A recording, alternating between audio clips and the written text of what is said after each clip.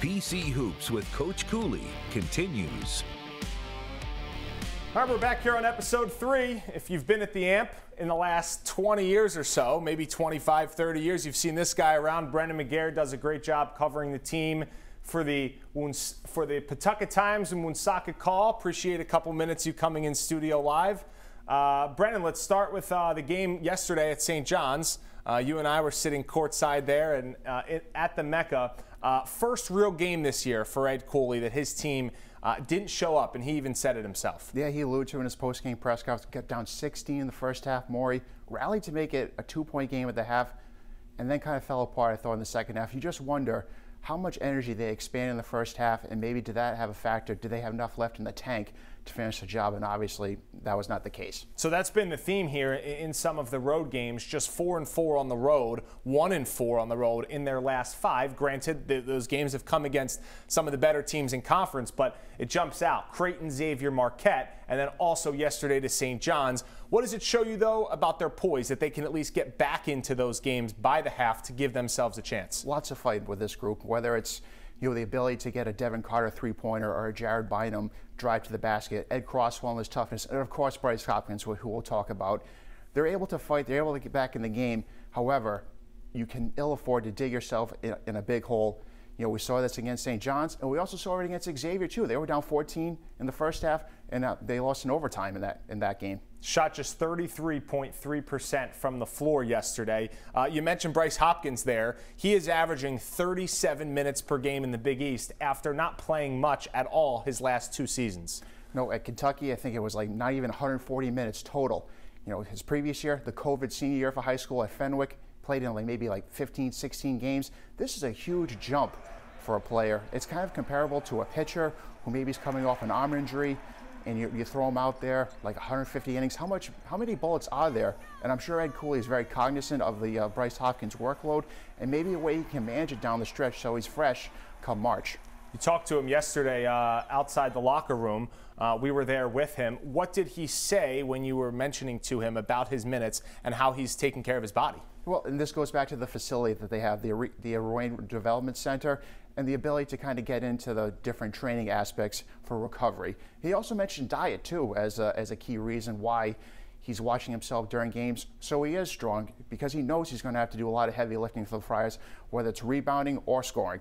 All right, another key player for the Friars, Jared Bynum, back in the starting lineup. We heard what Ed Cooley just said in the last break about why he put him in there. He said he liked his play off the bench. That's why he put him back in the starting 5.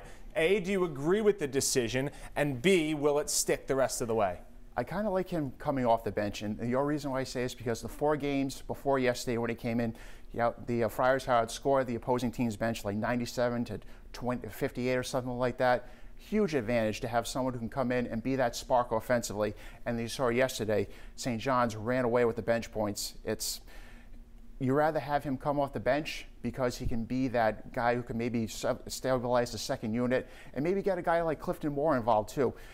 Clifton Moore's best game of the Big East regular season came in Jared Bynum's first game back. And I think maybe having him paired with Bynum in the second unit, that allows both players to flourish. Yeah. Jared Bynum, very important, obviously, a first-team preseason all-conference player. But when he gets it going, that really gives Providence the chance to reach a new ceiling. Let's turn our attention now to Creighton, the preseason favorite, as Ed Cooley alluded to, and now finally playing like it. Started the season in the top 10 in the country.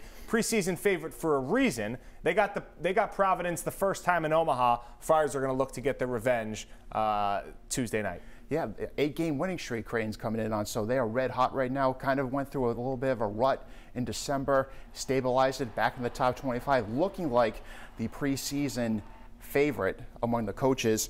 But that 3-headed monster, Baylor Shireman, Ryan Carpenter, and Trey Alexander, they check off a lot of boxes, and you can make an argument that that might be the best trio in the Big East this season. Yeah, Baylor Shireman, we saw him last year in the first round of the NCAA tournament. He was with South Dakota State.